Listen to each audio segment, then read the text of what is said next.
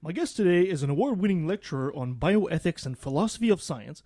He's a fellow advisor and board member of the Society of Ontario Freethinkers and Centre for Inquiry Canada, and a visiting scholar at Harvard. He's a snappy dresser, a great dancer, and above all, a master of critical thinking. Christopher DiCarlo, ladies and gentlemen. Hey, how you doing? Great, great. What was our applause? There's our applause. Thank you for coming, Christopher. Welcome to the Valley. I hear, first of all, that you are going to be soon in the area for Imagine No Religion 5. That's right. That's right. My fifth appearance in as many years. Excellent. Your fifth appearance, really? You've been on all 5 of them. Yeah, Bill and Kathy invited me to the first one, and then just kept getting the invite every year. Since, so. Yeah. Well, we met you at Imagine No Religion 4, and we're looking forward to seeing you at Imagine No Religion 5. Christopher, for those of us who might not know about you, can you give us a brief history about yourself? Basically raised in kind of a small to mid-sized town, Guelph, Ontario, and went to university here, did a couple of degrees, then over to Waterloo for a PhD, did a postdoc at Harvard after that, and then basically been teaching at various universities since then, Guelph and Toronto, Ryerson, University of Ontario, places like that. Mm-hmm. So, excellent. I've got a few books out, Yeah, and we're talking about one in particular today. We're talking about the how to become a really good pain in the ass. First of all, kudos on the title. That is a fabulous title. Thank you. A critical thinker's guide to asking the right question. What prompted you to write such a guide? Was it to improve debate skills amongst people, or? Yeah, so I had a former book out for my students, university students, but it was fairly dry and text-like. And then a publisher approached me and said, if you can make this more of a popular version for the average person, where they just walk into a Chapters or an Indigo or a Barnes & Noble, then this would be a great idea. And so I decided to make the book centered around the most important questions that humans ask about themselves. Why am I here, and how should I behave, and what am I? And then to break it down into 2 different ways in which people tend to answer those questions, naturally or supernaturally. Some try to do kind of a hybrid, but to me that defines a person. Forget, the speed dating and the chatting and all that kind of stuff. You want to find out about a person, ask them how they answer those big 5 questions. You'll find out a lot about them. And, because how you answer, why am I here, and how should I behave, and what is to come of me, will trickle down, and it'll affect the way you answer other questions about abortion, euthanasia, capital punishment, and all those other types of, real big issue items, right? Mm-hmm. Mm-hmm. So. I see. As the book has been, it seems, I think so far it's a great book. It's a great read. I'm halfway through it. And has it been very well received amongst the general public? Yeah, it has. It's an international bestseller now, so I got the word from the publisher. It's sold well over 10,000 copies. It's doing very well in the U.S. and Europe. Not as well as Canada, surprisingly, even though, But what can you do? There's this thing about Canadians, we just don't like to encourage our own for some reason. Yeah. So it's done very well, and I'm thinking of working on another one right now. I have a number of projects on the go right now. Excellent. So if we're going to deal a bit deeper into the book, there's this part where you start enumerating the different type of fallacies, the most common ones. In your opinion, what do you think are the most common mistakes people make in debates? Well, when having intelligent discussions, oftentimes people will conflate ideology. They'll conflate factors. So what I see on the news, and what you even see on CNN and right to the Springer show, is I see people conflating or equivocating ideas that should be kept separate or should be understood to be kept separate. And one of these is the distinction between, facts and values, what's sometimes referred to as the naturalistic fallacy. But the idea that a lot of people say, just because you state a fact doesn't necessarily mean you hold a value to that particular fact.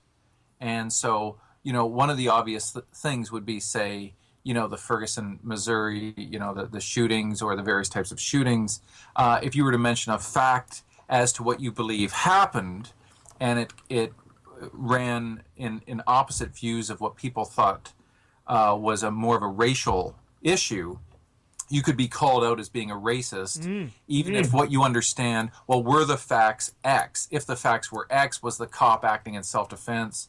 And immediately, if you say, if those were the facts, well, you're a racist then. And what bothers me is people sometimes jump too quickly to the value side of an argument before getting all the facts straight, right? And so that seems to me, in the world, people tend to go from that descriptive side of things where the facts are over to the prescriptive, value-laden side, right? Okay. And that's what I tend to see a lot happening now, especially in the U.S. Okay, and that's an interesting thing. Is it because people does it betray their ignorance that they have a tendency to jump forward to this kind of conclusion? Yeah, I think it's because humans, long before we were rational beings, we were emotional beings. And the fact of the matter is, that's why we take things to heart so much. Like, we all agree racism is bad. There's no question about that. Treating people differently based on an irrelevant characteristic like skin color is absurd. Yep, we all get that. But when just dealing with certain types of issues, what we want to make sure of is to have the facts down first. Otherwise, what you can do is just jump to false conclusions and then have to go back and backpedal and then correct and then, right? So a good critical thinker is somebody who's cautious, careful, tries to get as much of the facts first before they start to formulate an ethical opinion about how it is they feel emotionally. So that's what critical thinking does. It says, wait a minute, we know we're emotional, but hang on here. In the interest of fairness, in the interest of trying to best understand what's at issue, we have to divorce our emotions for a second and try to look at information as purely as we can. And the news doesn't help, right? Because obviously certain news services have editorial biases, and we know that. Yeah, we're not going to mention anybody with Fox News. No, exactly. Even as fair and balanced as they are, you're still going to get biases creeping forward, right? Interesting. Do you feel that this is actually helping people, or do you feel debating is helping the atheistic cause? I do, and I'm kind of in. I'm a unique person in this regard. Yeah, I was going to say you're a lot of people say that you're wasting your time when you're debating. Yeah, like Richard Dawkins told me to stop doing it back in 2000. And I told him then, as I tell people now, that essentially, I'm not debating in order to win and to demonstrate to people that our side is the champion side, and you guys are losers, and I've won, and I've converted all of you with my, brilliant logical acumen. That's not why I'm there. I just had a large debate in Toronto against this John Lennox guy from Oxford that Dawkins and Hitchens and those guys have gone up against. And I basically like to have a dialogue. I don't even want to call these things debates. I like to have a dialogue. And to have a discussion is to demonstrate that you can do it in an intelligent, tolerant manner, disagree at the end of the day, but then try to figure out, what are the common values we all share? Even though I'm an atheist and you're a Christian, you disagree with what I believe in, and I certainly disagree with what you believe in. Are there any common values that we do happen to share that's going to allow us to live in a fairly compatible way without killing each other? And two, and the most important reason why I do these debates, is because when people from the so-called other side, or people from the kind of theistic side, see a guy like me up there debating and making relatively good points and being a relatively decent, moral, ethical person, it makes them wonder, how can this guy be like that without our God? And that then resonates in the minds of people that, well, okay, he seems like a decent enough person, and he's not on our side, so it is going to have some resonance. Now, I have to tell you, every time I get contacted to debate some person or other, my response is always the same. What side would you like me to take? Really? Yep. What side would you like me to take? And there's always a pause. um, you're atheist, right? Yes, I am. Well, we thought you would take that side. I said, I can, if you want. But you know what? Just once, I'd like them to take my side. I'll take their side, and I'll do the best job I can as a critical thinker. And I would hope that they would do the same, just to crawl into their headspace, have them crawl into mine, and see what turns out. Just for, just because it's never been done before. Why don't we try that? So nobody's ever taken you up on that? No. Oh, No. I would be very interested in seeing that. It would, just to give people the idea that we are fair-minded, that we're not so dogmatic that we can't entertain, somebody else's worldview. I think that's healthy. I think we need to do more of that. Well, they do say that, to be a master at debates, you need to be able to debate both sides of a premise, I guess, or a question. So Right. it'd be very interesting. Would you, hypothetically, if you were to debate for God, would you actually try to break down the logic of the atheistic response, or what would your approach be? I'm sure you thought about this before. If it was a God debate, I would try first of all to keep God as kind of nebulous and undefined as possible. Well, that shouldn't be too hard. Yeah, because as soon as a theist tries to add up what I call strings of conjuncts, starts defining a God more and more and more, the easier it is for guys like me to find inconsistencies and contradictions. But if you keep God as this kind of nebulous thing, I might even say something like, God could be possibly evolving as the multiverse is evolving, as an emergent consciousness that hasn't even come into being yet, for all we know. I could keep it fairly kind of, out there and vague and that sort of thing. Now, if they wanted me to take the Christian position, that's going to make things a lot more difficult, because they should be able to find flaws and inconsistencies and contradictions, and so much of the Christian dogma is filled with problems of consistency and logical fallacies. But That's for sure. I would still try it. And I would still do my very best that I could, in the hopes that they would do the same. You can't handle the truth. That's true. So for the prospective student, I guess, that's been reading your book, what would you recommend for them holding their skills? I mean, of course, we recommend reading the book, and we'll put that in the synopsis of the podcast, and we'll put that on the webpage as well. But to become a more skilled debater, what would you recommend they start doing? Well, usually debating starts with a family as kids start to grow up, right? And they start challenging their parents' worldviews and their home ideologies and those types of things. One of the things I tell high school students when I go into the high schools, I've been given the opportunity, I've convinced the Ministry of Education in Ontario to go in and develop a critical thinking program for high schools. So I don't know if you're aware of that, but that's what I've been doing since September. Okay. Yeah, and what I get them to do is I say, have your parents ever told you something like, do X because I said so? Well, that's a fallacious appeal to authority. It's really not an argument. You can actually call your parents and your teachers out, and anybody who uses that type of an argument. So basically, to get them to start by spotting the easiest types of fallacies that are out there. False dichotomies, we either do A or B. Really? It's only A and B? Those are our only choices? There's not C, D, or E? Well, then that's a false dichotomy, right? Ad hominems, right? Attacking the person rather than focusing on their argument. These are the easiest ways to get people to understand, first of all, errors in the reasoning of others. And then what I tell students is, when they have a conceptual understanding of my ABCs of critical thinking, everything they look at, and the easiest thing I get them to look at are commercials, advertisements. Everything you look at can come in the form of an argument in some way or another. So when you look at a commercial or an advertisement, magazine, video, television, anything, the conclusion is always the same, right? It's buy this product. That's the conclusion. It's usually hidden.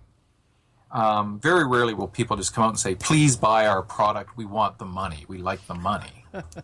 But that is what all advertisers are trying to do, right? Get you to spend your money. Okay, we all know this. We all know that's what the hidden conclusion is.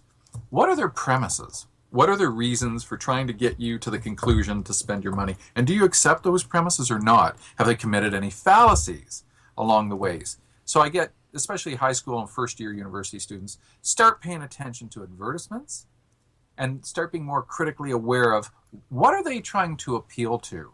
I don't know. Have you seen the latest commercial for, it's a Buick, and a woman's on a cell phone. And Yes. she's saying, where are you? I'm in the Buick.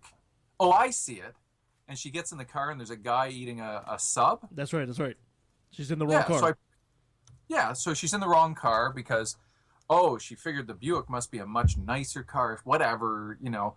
But when you look at that commercial carefully, notice the guy. Here's a woman getting into a man's car. How do they make the man non-threatening? His hands are tied up, right? He's eating a sandwich.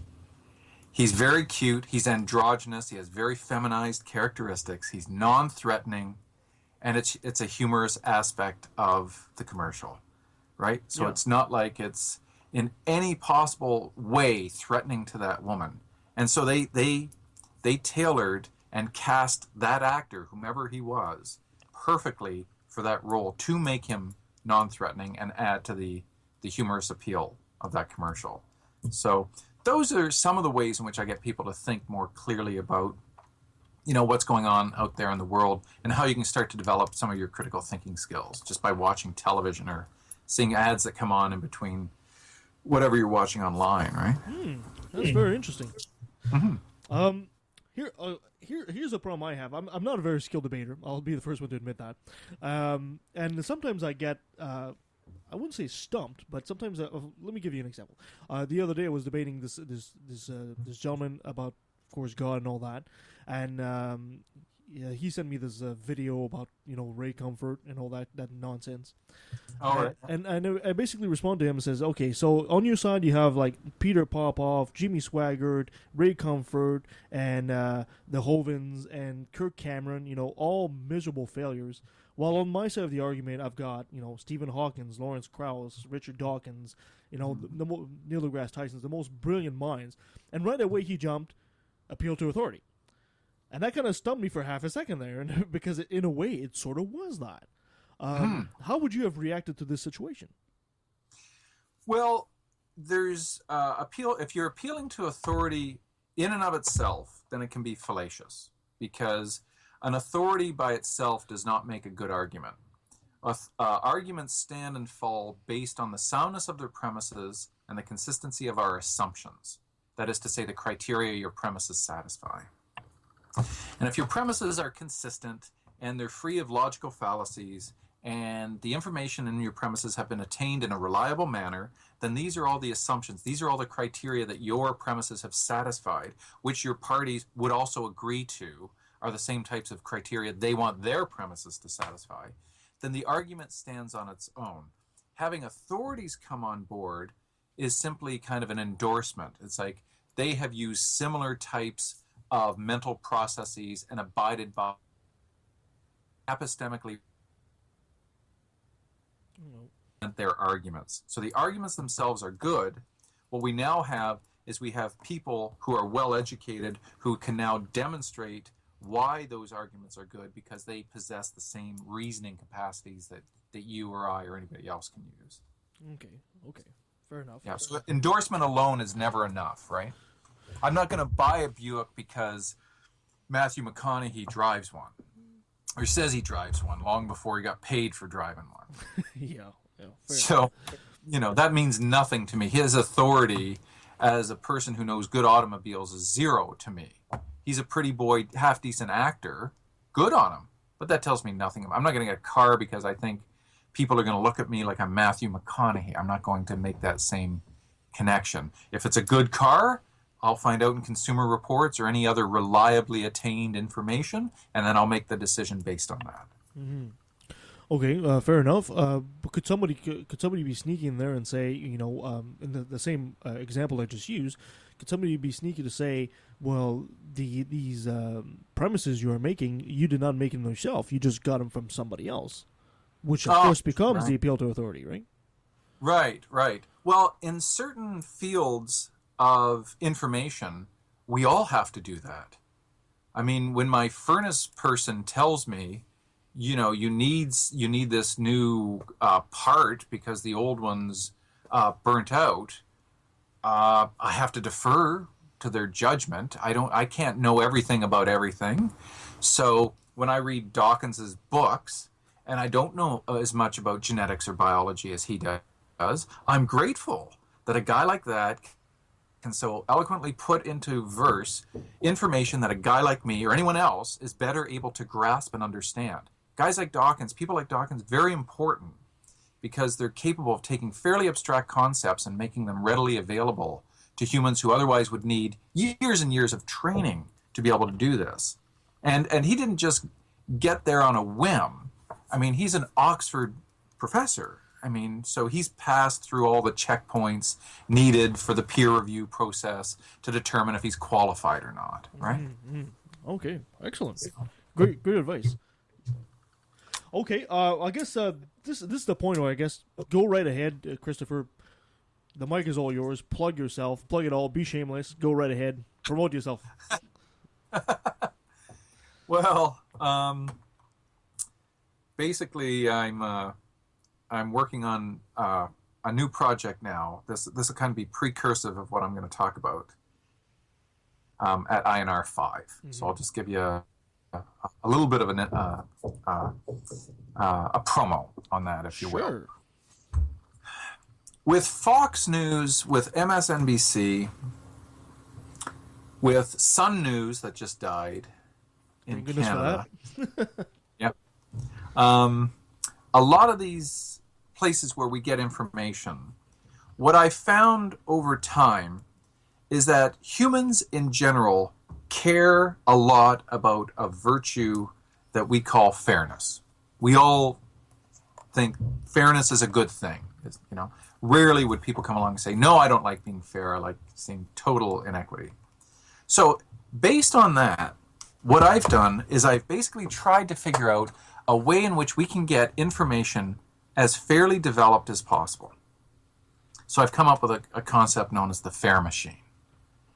And what I'm trying to develop is a hub in which information comes into the hub that has been okayed, so to speak, by the best people in their fields. And then algorithms will make determinations when we wish to suggest into the machine the fairest way for developing certain types of social policies. What the machine will be able to do will reduce the amount of bias that humans have because of political agendas and vested interests and those types of things. It will just look at the purity of the information based on precedents, based on its current parameters and constraints, and then information in, information out. It'll kick out information then, and it'll run it over a series of thousands of times to be able to give us what I call a decent starting point. So say the Senate in Ottawa, you have the upper house developing so many committees to look into things.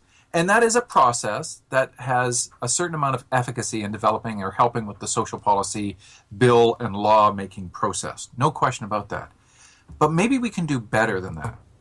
Since we know senators are appointed because of favors, you know what I mean, that people put them in there because they're old pals, and it's not the most equitable system to be helping us with political decisions. Fine. Let's help them facilitate that. Let's develop a machine in which nobody has control over what the machine will do in terms of running its algorithms to figure out what the best solution to a social policy problem is. And then what that is it then becomes our human starting point. So nobody has the right to say then that it wasn't as fairly produced as we could possibly make it. So if we can reduce bias, create a machine that intentionally reduces bias so that the information that is contained within the machine and the process that goes on is not affected by political agendas, then what it kicks out at the end will be the best as humans that we can do to this current point in time for making very important decisions about ourselves, our environment, the management of human and natural resources, the really important stuff. So humans are stupid. Take humans out of the equation. and let the machine do what it can do faster, better, more equitably than any other body of humans could ever do. And then what comes out at the end becomes our human starting point for the discussion. So we're not wasting all that time, you know what I mean? Determining the shape of the conference table or the meeting table and who's going to cater this thing. We don't have to worry about any of those silly details about what the left and the right and the centrists are worried about. The machine takes care of that. So we've gotten to a point where we have the technology and we have the capacity to build this type of machine. So I've been proposing it, and I've been looking for a host university, whether Ryerson or U of T, to basically, help me in developing funding for this, so that it can then go to the Senate, or it can go to your business, or it can go to, any particular aspect of life, and it will be, a free sourced capacity online that people can have access to. Interesting. And that almost sounds like artificial intelligence in a way. It is, and I'm very much interested in having this thing built, but I want it to start with the arts and the humanities. So it'll start with the philosophers, the historians, the languages, literatures, humanities, and the question will be, what is fairness? What do we mean by fairness? So we'll have to get all of that straight before we can then move to the next level of actually practically developing it. So it'll start with the philosophers and end with the engineers and the computer scientists, right? Oh, and for the record, for the audience, when Christopher said, people are stupid, he was not pointing at me directly. No. I just want to make that clear.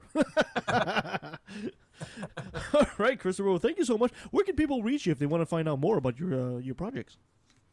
Well, I have a kind of a number of different emails, depending on what university, but christopher.diccarlo@utoronto.ca is usually they can get a hold of me. Perfect. And they can find my website, cdiccarlo.com. And go through CFI as well, right? Yeah, and CFI and Humanist Canada as well. And this part of this project, this fairness project, is something called the OzTalk Project, or the Onion Skin Theory of Knowledge Project. So they can go to oztalkproject.com as well. Awesome. Well, thank you so much, Christopher. The book is How to Become a Really Good Pain in the Ass, a critical thinker's guide to asking the right question. Thank you so much, Christopher. Until next time. My pleasure. Thank you.